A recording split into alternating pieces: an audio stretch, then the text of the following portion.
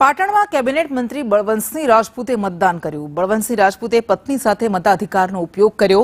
સિદ્ધપુરના ward number 7માં તેમણે મતદાન કર્યું અને લોકશાહીના પર્વમાં લોકોને પણ મતદાન કરવાની તેમણે અપીલ કરી।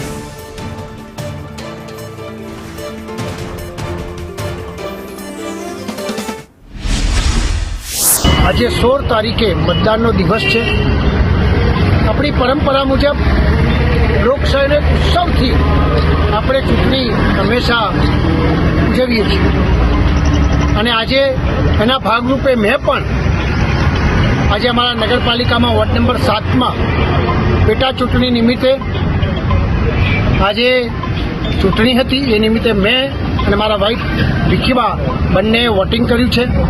હું સૌ મતદાર ભાઈઓને વિનંતી કરું છું કે આપણી આ લોકશાહી મુજબ તમામ મતદાર ભાઈઓએ મોટા પ્રમાણમાં ચૂંટણીમાં વોટિંગ કરવું જોઈએ।